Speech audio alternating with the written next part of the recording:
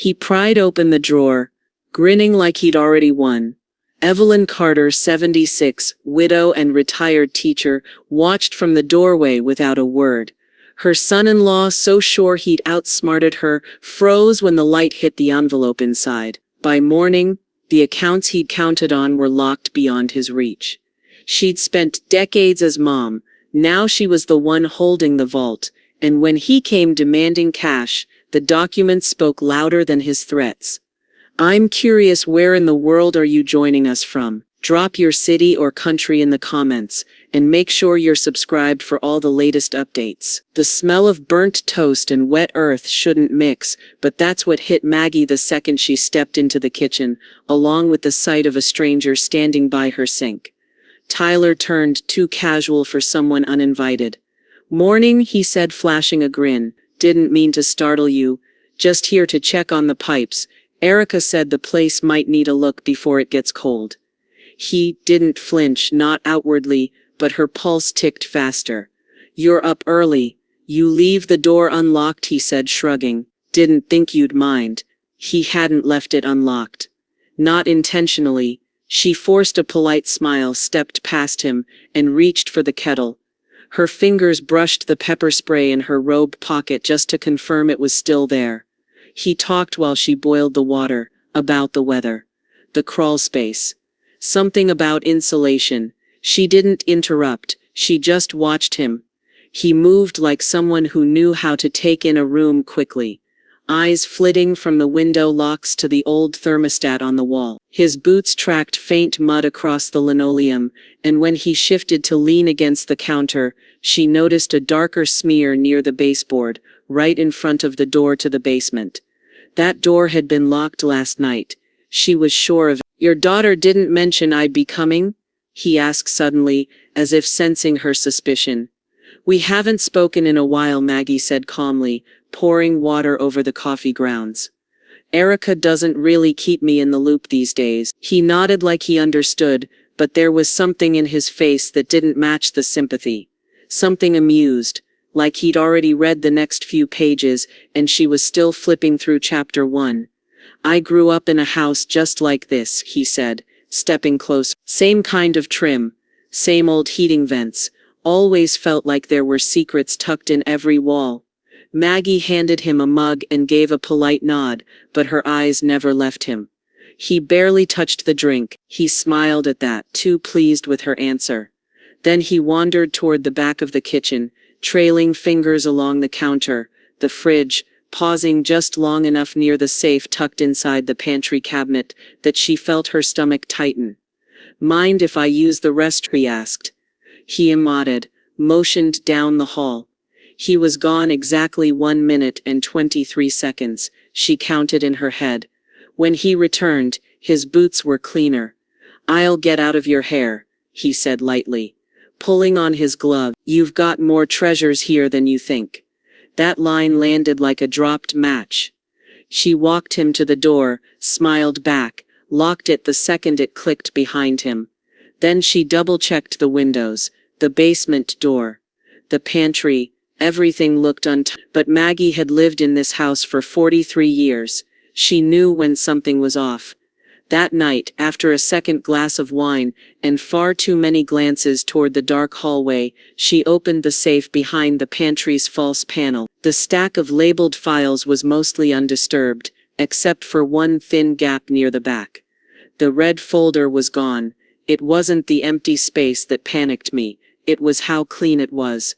Like fingers had swept it minutes ago. The red folder had been wedged between her late husband's will and an old appraisal for the cabin. Maggie hadn't opened it in years, hadn't needed to, but she checked on it every few months, always careful to replace it at a slight angle. Tonight, there was just empty space, pristine, almost smug. She stood there in the pantry, the soft hum of the refrigerator behind her, the silence of the house pressing in. Her fingers hovered in the air, a beat too long before she reached inside, brushing the dustless shelf, not even a smudge. The others were undisturbed. That was the panic, not the loss, but the precision. Someone had known exactly what to take. She didn't swear, didn't pace, just clicked the safe shut, and turned toward the hallway with a tight jaw. Upstairs, in the closet beneath the cedar chest, were 4 decoy boxes. Inside one was a fireproof envelope holding digitized scans. In another, a fake will. Her real defenses were buried deeper. Maggie stepped into the den, flipped open the roll-top desk, and slid out a thick silver USB drive etched with her late husband's initial. Randall had been a security consultant before his heart gave out. Paranoid, brilliant, meticulous. He didn't trust banks, and he didn't trust family, not completely. She booted up the old desktop he'd kept offline for a reason, and entered the passphrase, float glass $4. A dull click, and the drive lit green. The screen flickered once, twice, then revealed the vault encrypted folders labeled in code. She checked them all. Copies of the estate deeds. Backup keys. Even the bearer bonds were scanned and time-stamped. All accounted for. Still, the violation crawled under her skin like static. She leaned back in the chair and opened the camera app. The motion sensor logs appeared immediately. Nothing from midnight to 1. Then, 1:22 a.m., motion Barney. Maggie clicked the timestamp. The feed loaded slowly, choppy in its frame rate, but clear enough. Tyler walking across the backfield, flashlight in one hand, gloves on, shoulders hunched against the cold. He moved with the ease of someone who thought he wasn't being watched. He didn't even look back. Maggie closed the laptop and turned toward the bookshelf near the fireplace. Behind the third row of outdated encyclopedias, she pressed the edge of a wood panel until it clicked open. A shallow drawer slid out, labeled in her late husband's spidery handwriting, Phase 2. Inside, blank deeds, forged letterhead, and a set of burner accounts Randall had created years ago for an absolute worst-case scenario. She removed one of the documents, a dummy trust account in Erica's maiden name, and began building a new folder from scratch. Enough truth to look real. Enough fiction to sink a man. Dosita. She worked slowly, carefully, her mind racing ahead. Tyler hadn't just stolen the red folder, he'd taken bait. He just didn't know it yet. The last thing she added was a typed letter, short and sterile. You deserve to know what he's doing behind your back. Trust is earned, not assumed. Don't let him fool you twice. At sunrise, Maggie drove 5 miles into town, wearing gloves and a gray hoodie. She slipped the unmarked envelope into the blue USPS drop box, outside the Safeway, addressed in block letters to a woman she hadn't spoken to in 6 months. They were coming for what they thought was easy money, but I was done playing the fool. The name alone tugged at old guilt and muscle memory. She hadn't heard her daughter's voice in nearly 6 months, not since their last call ended with slammed words and silence. It's been so long.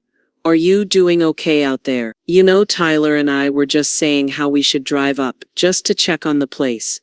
Maybe this weekend? That would be wonderful, Maggie said, keeping her voice warm, even cheerful. I'll bake those cinnamon rolls you used to love. You remember the ones? Oh, wow, yeah. Erica replied, faltering for a breath. That'd be nice. They chatted for another 3 minutes. Hollow, shallow talk. Erica mentioned work, then asked if Maggie still had that old desk in the study. Maggie said she did. Of course she did. Solid oak. Her father's. Never got rid of it. When she finally hung up, Maggie stood there for a moment in the center of her kitchen, letting the silence return. The phone still warm in her hand, the lies still ringing in her ears, buttered like bread before the knife came down. She went to the study. Buia. The air in the room was still and stale, heavy with dust and old memories. She knelt beside the large rug, peeled it back slowly, and used a screwdriver to lift the corner panel of the floor. Randall's design, hidden, reinforced, nearly undetectable. The cavity beneath was just large enough to hold a shoebox. She placed the box gently inside. Inside were the treasures they'd be looking for, or what they'd think were treasures. Fake bearer bonds, printed on aged paper, a stack of phony stock certificates, 8 gold coins that were actually brass under a sprayed finish. On top, She laid a forged will marked, "Last Revision 2021, sealed in plastic." The signature looked convincing. The contents were poison. Next, she walked to the bookshelf and retrieved a small black box from behind her husband's military medals. She opened it to reveal the tiny pinhole camera, wired, motion-triggered, high. She installed it under the lip of the floor cavity, lens angled perfectly to capture any hands reaching in. Outside, a wind had picked up, branches scraped the roof like fingers, searching for entry. But Maggie felt calm for the first time in days. She walked to the hallway mirror and stared at her reflection, a thin, weathered woman with silvered hair and eyes too tired to cry anymore. But there was steel there too, a hardening. She wasn't preparing to be robbed. She was preparing to be watched. She had been underestimated. "We'll help you downsize soon." Maggie stared at the screen. Tyler. The morning before they arrived, Maggie cleaned her house like she was preparing it for an open casket. Not a speck of dust, not a fingerprint left behind. She worked quietly, methodically, wiping down baseboards, dusting vents, triple-checking that no real valuables remained in plain sight. The drawer labeled Deeds and Insurance was stuffed with expired tax receipts and utility bills from the 90s. She even planted a faded photo of herself with Erica on the hallway table, the frame just crooked enough to look natural, a subtle reminder of a closeness that no longer existed. The real estate documents, Randall's encrypted USB, and her birth certificate were already gone, sealed in a fireproof bag and placed inside a safety deposit box at a bank 2 towns over. She hadn't been inside that branch in 6 years. The clerk didn't recognize her. Back home, she reset the code on her hidden safe twice. Then again, at 3:47 p.m. the next day, their car rolled into the gravel driveway. Black SUV, freshly washed, the kind of shine people wear when they're trying to look successful. Tyler stepped out first with a bottle of Pinot Noir in hand, smiling like a man who'd just gotten a promotion. Erica followed, all high boots and forced warmth, her hair too styled for a simple visit to Mom's. Erica sang, sweeping her into a hug that smelled like designer lotion and insincerity. "We've missed you." Tyler kissed her cheek and held out the wine. "Only the best for our favorite lady." Maggie chuckled softly and waved them in. "Come on in, you two. I just pulled a peach cobbler out of the oven." She played the role well, the slightly scattered, grateful widow too lonely to notice the pity in their eyes. She even misplaced her phone midway through dessert, spending 10 minutes pretending to search the couch cushions before waving it off with a laugh. "I swear, I'm losing more than just time these days."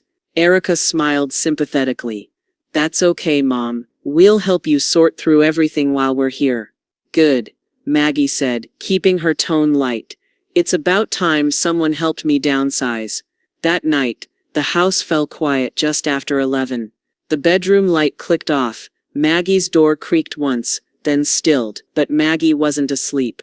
She was in the den, watching the live camera feed from the study loaded on her laptop in the dark. At 12:08 a.m., the door opened slowly. Tyler entered first, gloved, holding a small flashlight with the beam pointed low. Erica followed, her voice just a whisper behind him.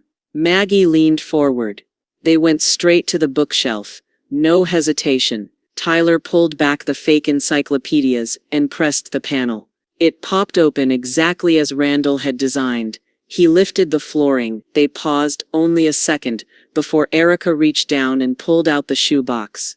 She opened it like it was a time capsule. Inside, they found exactly what she'd meant them to, the phony bearer bonds, a yellowed folder marked Final Revision 21, and a USB drive with a hand-labeled sticker that read 401k backup. Tyler whistled. "Jackpot," he murmured. "She's got no idea." Then came the moment Maggie didn't expect. Erica leaned down again, peering into the empty space. Her voice dropped to a cruel smirk. "She won't even know what hit her." Maggie sat there in the glow of the screen, feeling the slow bloom of heartbreak behind her ribs. Somewhere in her, the mother wanted to flinch, but the woman she'd become, the one they'd underestimated, reached for the USB port instead. By morning, The camera footage was copied to a new flash drive. Maggie labeled it in block letters, "Insurance." She placed it inside a rusted lockbox, shut the lid and turned the key. Whatever came next, she was, "Let them steal what I let them see. I wanted to know how far they'd go." Tyler and Erica stood by the trunk of their SUV, loading up the last of their overnight bags with casual glances and smug smiles. Tyler clapped the hatch closed like it sealed a victory. "Thanks again, Maggie," he said, slipping on his sunglasses. "This place always feels like a time capsule." Erica leaned in for a quick hug, perfume clinging too tight. "Call us if you need anything, okay?" "I will, sweetie," Maggie said softly, smiling with the edges of her mouth, and nowhere else. She watched from the porch as their car kicked up dust down the gravel road. Then she turned back inside and locked the door behind her. By 10:30, she was parked in front of a brick office on Main Street, walking into a place she hadn't visited in over a year. Larkin Dewitt, attorneys at law. The bell above the door jingled as she stepped in. Her lawyer, Greg Dewitt, a gray-haired man with tired eyes and more patience than most, greeted her with a nod. "No appointment?" he asked. "Won't need one," she said, handing over a sealed envelope. "Just need this filed and notarized. Today." He opened the envelope slowly. Inside, her revised estate plan, a formal letter of disinheritance, and a notarized transfer of her trust, now split between a wildlife foundation and the community college Randall had taught night classes at. "Are you sure about this?" Greg asked, scanning the page. "It's permanent, I'm sure," Maggie said. "I want it ironclad. No appeals, no loopholes." She left before noon. By 3, she was back home in the den, laptop open, cursor blinking on an anonymous reporting portal. She kept it simple. Suspicious bearer bond activity. Unreported. Possibly counterfeit. Location: Asheville County. Subjects: Tyler Whitmore, Erica Whitmore. She didn't sign her name. She didn't need to. 2 days later it began. Tyler tried to cash in one of the forged bearer bonds at a regional credit union outside town. Maggie saw the whole thing play out on the local bank's public security blog. A staff member had flagged it as a training case for future fraud detection. The bond was flagged instantly. He walked out with clenched fists and no money. The next day, Erica called. Twice. Maggie let the phone ring until it cut to voicemail, then deleted the message without listening. Whatever she had to say could rot in the silence she'd earned. On the third evening, as the cicadas whined and dusk painted the trees orange, a new knock came at the door. Steady, purposeful. Maggie opened it halfway, cautious but calm. The man on the porch wore plain slacks, a navy windbreaker, and a clipped expression. He held up a leather badge holder with practiced ease. "Ma'am," he said, "I'm Agent Danner. Mind if I ask you a few questions about your son-in-law?" He asked, "Do you trust your daughter's husband?" I said, "Would you?" The living room smelled faintly of cinnamon oil and old books, the kind of scent that usually made people lower their voices, relax into the quiet. But Agent Danner didn't relax. He sat on the edge of the floral couch, spine straight, hands folded over a small notepad. He glanced at Maggie, then back down.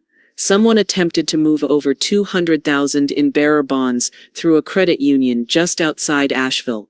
The documents didn't check out. No verification, no chain of ownership. Maggie sipped her tea, legs crossed at the ankle, her robe still on as if this were just another Tuesday. "That sounds serious," she said gently. "I've read about scams like that." He looked up. "We ran a partial trace. The bonds resemble older-style certificates once used in rural estate holdings. Nothing definitive yet, but your name came up during a database sweep." "Oh?" She blinked, tilting her head. "Well, that's odd." Danner shifted slightly. "Did you ever own bearer bonds, Mrs. Green?" Maggie gave a practiced frown. "I had a break-in about a week ago. Nothing seemed gone at the time. I didn't file a report. I didn't want to make a big fuss. But now, maybe I should have." He nodded slowly, writing something down. "I'm not accusing anyone," she added, voice gentle, "but I did make a backup of my camera system, just in case it's helpful." She rose and walked to the antique hutch near the hallway, opened a drawer, retrieved a small flash drive, labeled simply Nov 3 Study Cam. She handed it to him like it was a spare sugar packet. Danner turned it over in his hand, then slipped it into his jacket. Mind if I ask you something personal? Maggie smiled faintly. You wouldn't be doing your job if you didn't. He met her eyes. Do you trust your daughter's husband? Maggie looked at the window for a long moment, then back at him. Would you? For the first time since he arrived, the agent's posture softened, just slightly. Thank you for your time, he said, standing. You're remarkably composed, Mrs. Green. She walked him to the door. Well, I've always believed in staying calm, especially when men with badges ask questions I don't want to answer. He gave a half smile, then left with a quiet nod. The second the door closed, Maggie locked it behind him and pulled the curtain shut. Then she went back to her desk. The new version of her will was already drafted. This time, the name at the top wasn't Erica's. It was Zoe Whitmore, her 10-year-old granddaughter, the one who still called her Grammy on the phone, who sent her crayon-drawn thank you cards in shaky handwriting, who had nothing to do with the selfish rot growing in her parents' ambition. Maggie clicked print, the printer whirred to life, the legal document slowly emerging. While it printed, she opened a folder on her computer labeled camera tagged. Dozens of stills, Tyler creeping through her study at night, flashlight angled down, Erica holding up the fake will. One image showed the two of them walking out to the barn in the dark, time-stamped glowing in the corner. She began exporting the clearest frames into a printable contact sheet. Mom, it's me. We need to talk. Now. Erica's voice was low, panicked. Maggie didn't move. She just listened and smiled. Erica didn't sound like a daughter. She sounded like someone cornered, and I wasn't ready to let her out yet. The next morning, the sky was thick with gray clouds, the kind that threatened rain but held back just to keep you uneasy. Maggie stood at the sink, hands in soapy water when the phone rang again. Erica. She let it buzz twice before picking up. Hello. Her daughter didn't waste time. Are you home? Maggie kept her voice light. Always. We're coming by. We need to clear some things up. About the will. About Erica paused. Everything. Maggie wiped her hands on a dish towel. Of course, sweetheart. I'll make coffee. They arrived an hour later, Tyler tense behind the wheel, Erica with that over-rehearsed softness in her face. Maggie met them at the porch, with a tray of fresh banana bread and a floral teapot, like she was hosting Sunday brunch instead of a reckoning. Inside, the tension broke like a bone reset wrong. Erica sat on the edge of the couch, elbows on her knees. What did you tell the IRS? Maggie blinked. The IRS? Don't play dumb, Tyler snapped. Someone tipped them off. The bonds, they traced them back here. Maggie poured coffee with steady hands. Well, that's unsettling. Cut the act, Erica said. This whole thing was a setup, wasn't it? You broke into my study, Maggie said quietly, not looking up. Found documents you weren't supposed to find, then tried to cash them in behind my back. And now you're upset. Why? That they didn't work. Erica stood. You don't understand what we're dealing with, Mom. Oh, Maggie said, finally meeting her eyes. I understand exactly. I watched you say it. She won't even know what hit her. Tyler's face turned pale. You recorded us? Erica said, voice cracking. I insured myself, Maggie said simply. Wouldn't you? Tyler stepped forward. You think you can just cut us out and walk away?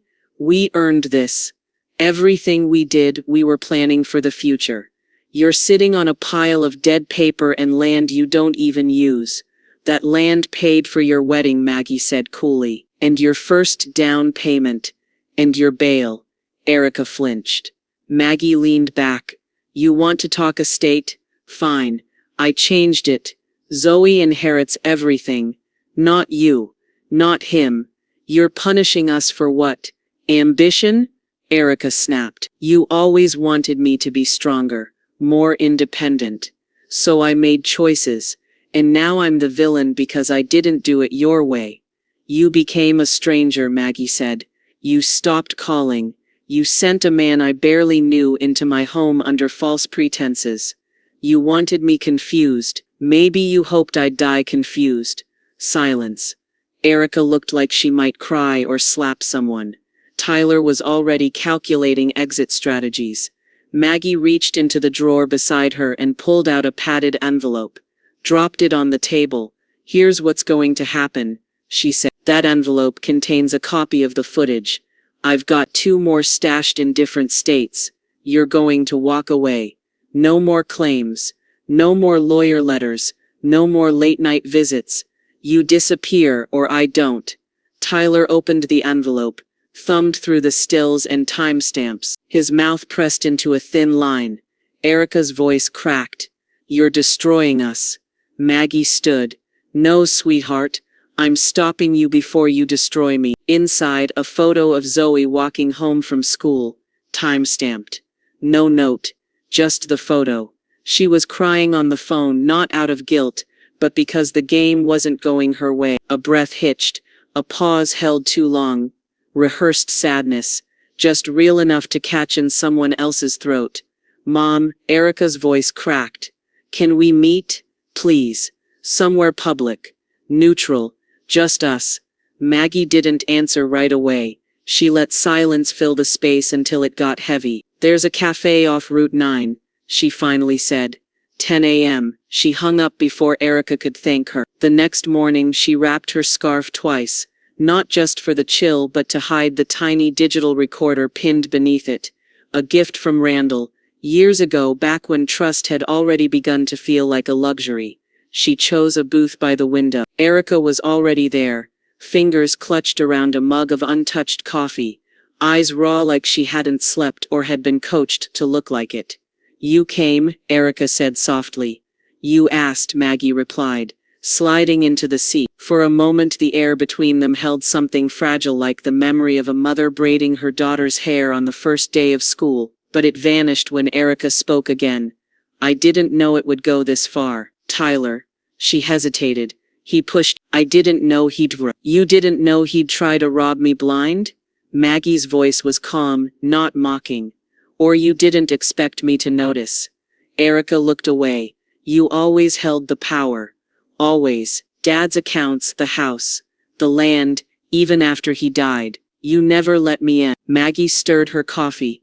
And now you think I owed you my retirement? That's not fair. Erica snapped. We were drowning. Back taxes, credit lines, legal threats you couldn't begin to understand. You could have asked for help, Maggie said. I did, Erica hissed. You said no. Over and over. Said it'd build character. Maggie leaned forward, eyes steady. No, I said it because every time I gave, you dug deeper. You picked a man who couldn't hold a job for more than 6 months. Who thinks charm is a currency. You married a mirror and then got mad it didn't reflect anything back. Erica's face flushed. Don't talk about him like that. I told you to marry someone with a backbone, Maggie said, not a poker face. Erica's jaw clenched. You think this is easy for me? Do you think I like coming here begging like this? I don't think you came here to beg, Maggie replied. I think you came here hoping I'd be scared enough to fold. You think I'm bluffing? I think you've been bluffing since you were 16. A long pause stretched between them. Outside, traffic hummed, and a couple with a stroller passed by the window.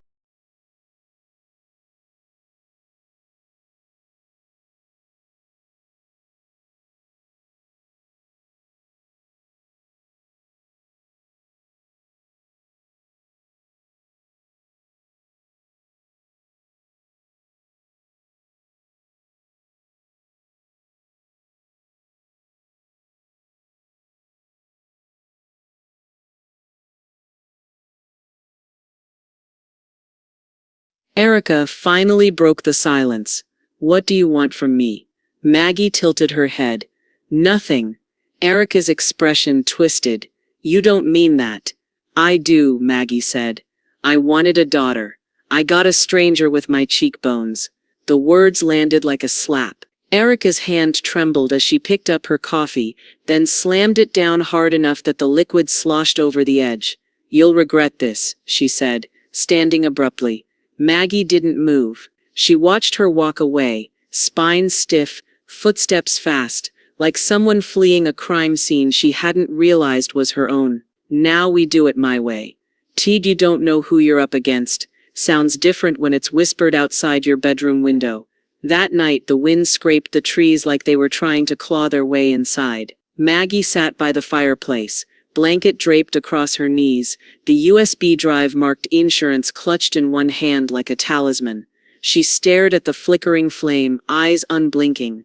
Tyler's text had been vague, but dangerous. You should have just signed it over. Now we do it my way. What exactly was his way? Maggie wasn't sure anymore if he was just bluff and posturing, or if she'd finally pushed someone too used to taking without consequence. There was desperation in that message, but also a promise. At 1:17 a.m., she heard it. A soft thud against the porch railing, too heavy for wind, too rhythmic for a branch. Then, you don't know who you're up against. Whispered. Clear. Right outside her bedroom window. She didn't move, didn't breathe. The voice disappeared into the night, footsteps fading into crunching leaves. By the time she reached the window with her phone camera ready, there was no one there, just her reflection staring back, pale and drawn. In the morning she found boot prints below the sill, larger than Tyler's. He had help now. She reinstalled the motion lights, then added a second lock to the basement door. Not because she feared what they'd steal, that part was over. It was what they might damage in the process that frightened her. The illusion of safety, the pride of outmaneuvering them, her sense of control. She drove into town again that afternoon, not to visit her lawyer, but to talk to someone else. Someone she hadn't spoken to in nearly a decade. Sheriff Ray Gibbons, retired now but still sharp. They met behind the VFW building where she volunteered. Maggie told her just enough. There's someone watching the house, she said. Someone who thinks I'm easy to scare. Ray listened without interrupting, her eyes narrowing like they did when she used to read between the lines in court testimonies. You got names? 2, Maggie said. And maybe a third now. I don't know him. You want me to talk to someone? No, Maggie replied. Not yet. I just want it on record. Unofficially. If something happens, I want someone to know where to start looking. Ray nodded slowly, then reached into her coat and handed Maggie a burner phone. Keep it close. If they show up again, call me. Doesn't matter the hour.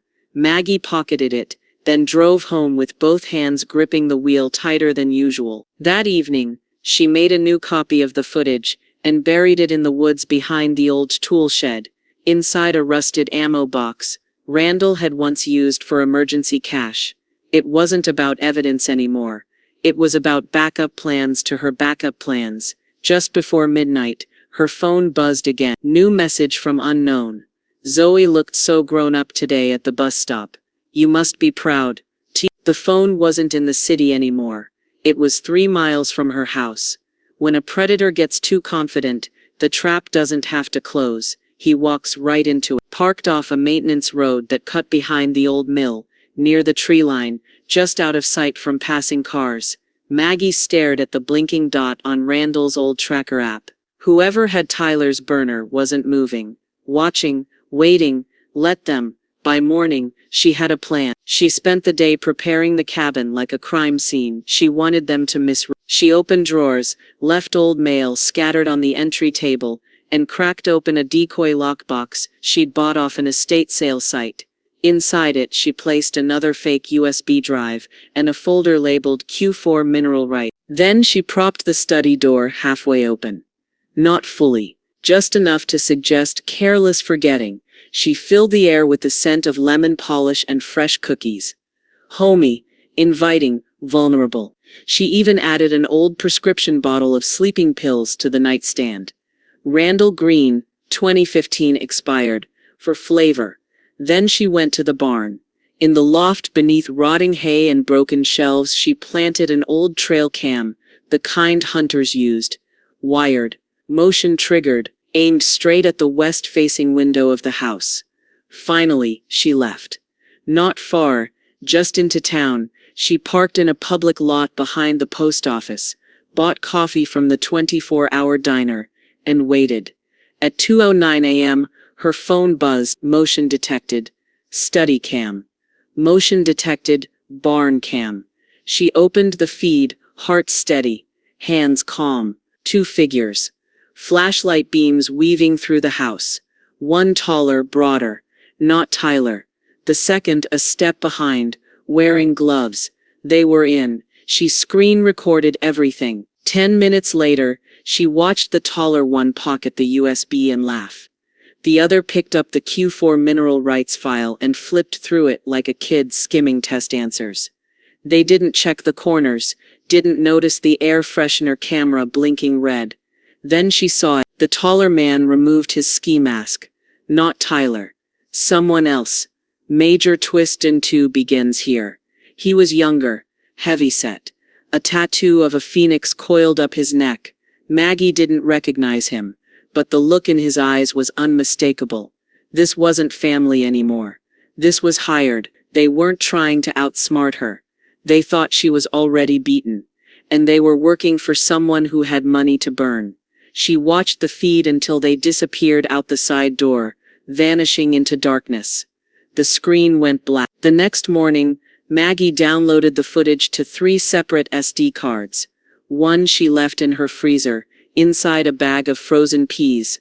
Another went into her church's offering box, with a note to hold for safekeeping. The third she placed inside a hollowed-out gardening book on her bookshelf. She no longer believed this was just about revenge. Tyler had escalated. Erica might be in deeper than she ever imagined. Maybe they owed someone, or maybe someone had made promises to Tyler that went beyond Maggie's assets. She had been playing defense. That changed tonight. Is this the Green residence? Maggie smiled, cold and precise. It is. I'm returning a message, he said. You mentioned a private retrieval job. She looked out the window at the woods. Yes, she said. And I want it done without fingerprints. I didn't need to break the law. I just needed someone who didn't mind walking near its edge. He'd been ex-military, borderline paranoid, and completely off the grid. Last Maggie heard, he did retrieval work for private clients. No paperwork, no digital trail, just cash, clarity and silence. They met in a parking garage under the old Civic Center. Maggie wore sunglasses and a trench-length coat she hadn't touched in years.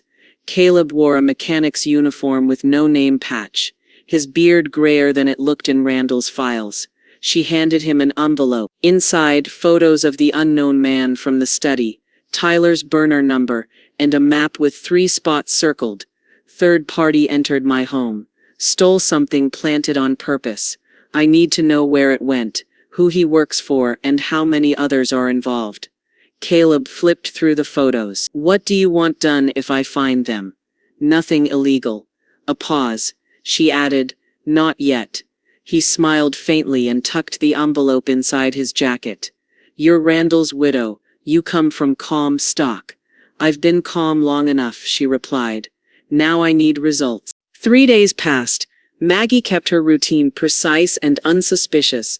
Post office at 8, diner coffee by 9:30. Sunday church with Zoe, who stayed 2 nights that weekend, blissfully unaware of the storm tightening around her.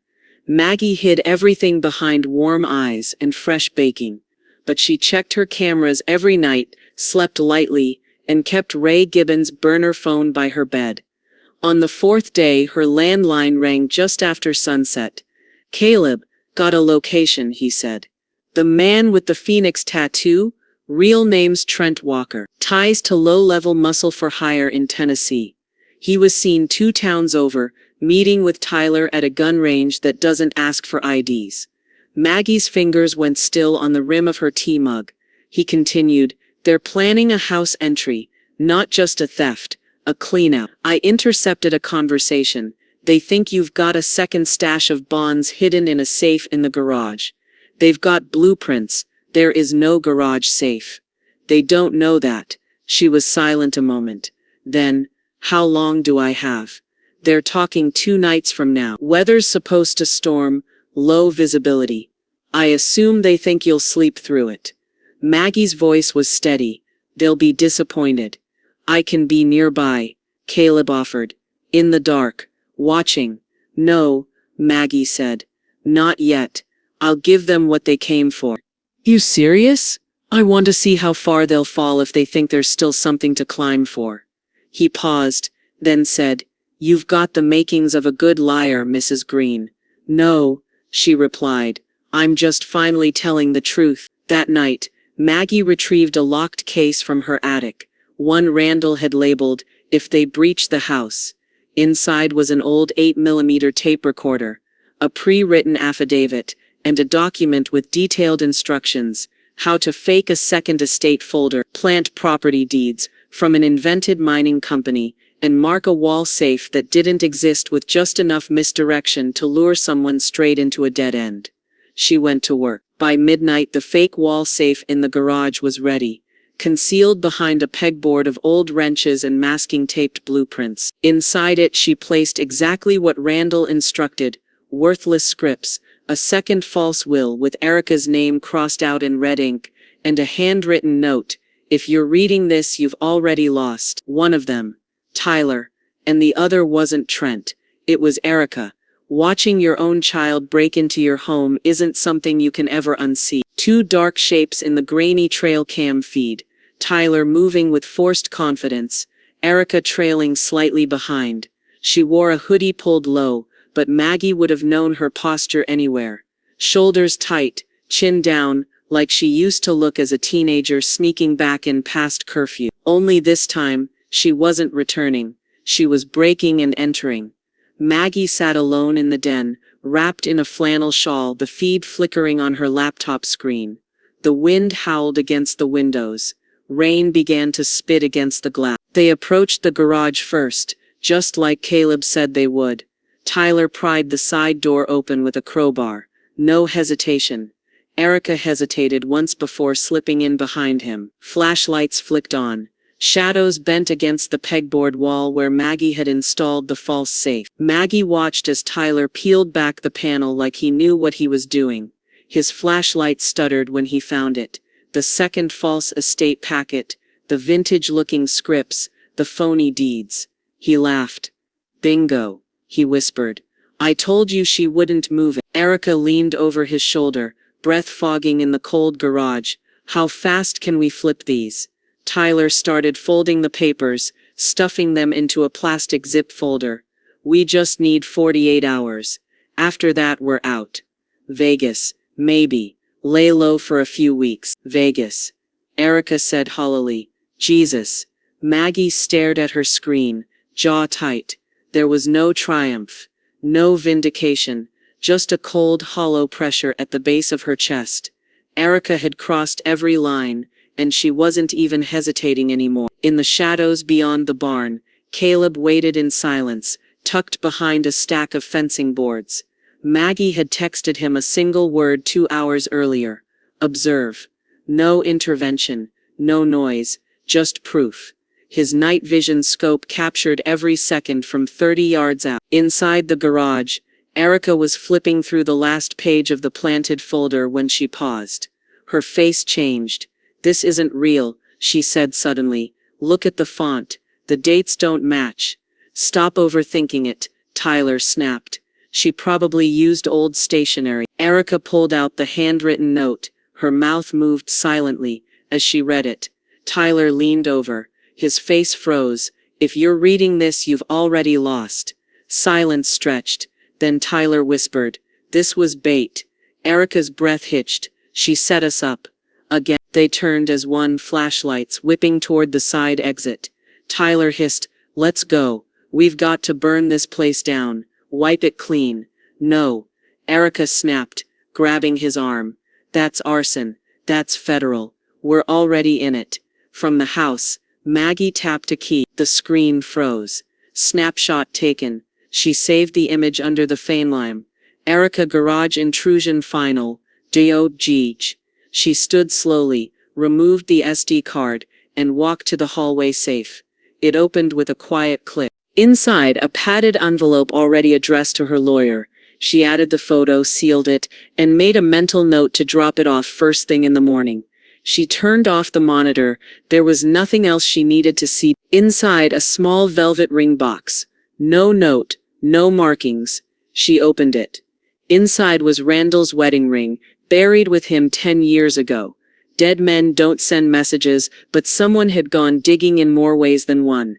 Maggie stared at the ring for nearly a full minute before touching it.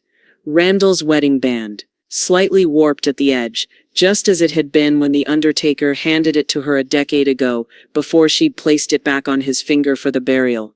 No duplicates existed. No one but her and the mortician had seen it that close. And yet here it was, in her mailbox. Velvet box. No dirt, no smudges, no note, just the cold, unmistakable proof that someone had been to the grave, dug him up, or bribed someone to do it. She felt nausea twist low in her gut. Not fear, not yet, but rage. The kind that burned cold. The kind that didn't speak, didn't scream. It just calculated. She wrapped the ring in a handkerchief and locked it inside her hallway safe. Then she called Caleb. He picked up after 2 rings. "Talk to me." "They've gone deeper," Maggie said. "They got Randall's ring." A long pause. "From where?" "From with him." Jesus. She closed her eyes. "That's not about money anymore. That's psychological warfare. They want you rattled. They want me broken," Maggie said. "But they'll settle for rattled. I'll pull cemetery logs. Check local vault access. If this was professional. Someone got paid under the table. I need names. Fast. You'll have." She hung up and stood in the middle of the den, suddenly aware of every creak in the floorboards, every shadow that didn't belong. This had moved past inheritance theft. This was desecration. A message. A warning. She went to her computer and opened the tracking software again. Tyler's burner hadn't pinged since the break-in. It had gone dark. Erica hadn't called, hadn't texted, vanished like a ghost into the wake of their failed heist. But ghosts had to surface eventually. Maggie printed a new batch of photos, stills from the garage breach. One in particular, Erica, eyes wide, holding the red-marked false will. Maggie labeled it in Sharpie, "Evidence, family fraud attempt." She slid it into a manila envelope, addressed it to her lawyer, and added a note, "Deliver only in the event of my death." It felt melodramatic, but something had shifted. A line had been crossed.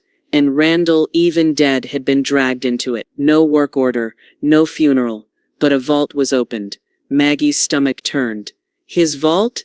No name logged, but I checked the manual override logs. They accessed row 9, sector B. Randall. Who? Name on the tool sign-out form was Trent Walker. Same guy with the phoenix tattoo. So Tyler had help. Still. "There's more," Ray said. "Walker's been linked to another property dispute in Kentucky, a land title scheme. Elder intimidation. Got dismissed, but the pattern's there.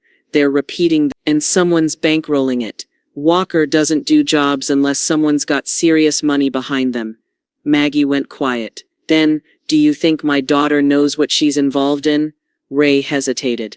"I think she thinks she does." That night, just before midnight, Maggie received an email from a masked address. Subject line, "Do you miss him yet?" Attached was a photo of Randall's grave. The headstone had been shattered. Below it, 3 words, "You're next, Grandma." They took everything for granted. She asked permission to dream. She placed it in an envelope addressed to Highland Ridge Preparatory Academy, marking it anonymous sponsorship, Zoe Whitmore. No cosigners, no early withdrawals. It opens on her 18th birthday and not a day before. At home, the study was clean, quiet. She printed a fresh copy of her will and read it one last time. All real estate, cash assets, investments and personal items are to be transferred to Zoe Whitmore. The rest, the honorary donations to Randall's old STEM program, were just footnotes. The real point was clear. She placed it in a plain box and added a note, "You always wanted something that wasn't yours. Now you can keep pretending it is." Then she sat at the kitchen table, lit only by a single lamp, and began writing her final letter. Her handwriting was elegant. No hesitation. This is what happens when you dig a hole for someone else. Eventually, you fall into it. She folded the letter carefully and placed it in an envelope. Across the front, in black ink, she wrote, "Erica would find them when the time was right, and maybe by then, it would sting a little less. 2 weeks passed. The tension of it all began to fade like a bruise, still sore but no longer swollen. The camera feeds had been quiet. No more threats, no more messaging, no more shadows moving through her study at night. Then came the knock. Maggie opened the front door to find Zoe standing there in her uniform, holding a thick envelope against her chest like it might disappear if she let go. Her voice trembled, and Maggie felt something rise in her throat she hadn't felt in months, maybe years. She stepped outside, hands shaking just slightly. They said it's all covered, Zoe added. The whole year. All of. Maggie dropped to one knee, brushing the hair from Zoe's face. They took everything for granted, she said, her voice quiet, but sure. But you. Zoe didn't say anything, just lunged forward and wrapped her arms around Maggie's neck, small and fierce. Grandma, she whispered, you saved me. Delivered. Zoe is accepted and says, Grandma, you saved me. Maggie replies, no, you saved me. Back. They came to take what wasn't theirs, and left with nothing but the sound of their own failure. Storm clouds loomed over the ridge like the sky had been holding its breath. Maggie stood by the window, watching the road curve out of the woods, her jaw set, her coat already buttoned. She knew they'd come back one more time. Desperate people always did. She'd baited them with silence. No police follow-up, no public retaliation, just calm. And calm was how traps worked best. At 11:52 p.m., headlights returned. A beat-up pickup rolled to a crawl in front of the property. Lights off. Engine idling. Maggie didn't flinch. Inside, her motion sensors lit up like Christmas. Barn. Movement detected. Garage. Movement detected. Side hallway. Entry breach. Caleb's voice crackled through her earpiece. We're live. 2 at the side. 1 in the barn. Copy that, Maggie whispered, voice cold. Erica was first through the door. She moved fast this time, with purpose, hair tied back, face set, no hesitation, no pretense, just a woman with something to lose and no more time. Tyler followed behind, carrying a duffel bag and a coil of rope. Maggie sat quietly in the basement control room, watching them scan the house. They skipped the fake safes this time, went straight for the study closet. Inside, they found a fireproof case. Tyler popped it open. Nothing but stacks of blank paper, a Bible with missing pages, and an old revolver, unloaded. He cursed under his breath. Erica opened a file labeled Emergency Deed Transfer. It was blank. I don't get it, Tyler hissed. She has something. This isn't everything. She had everything, Erica muttered. Now she has control.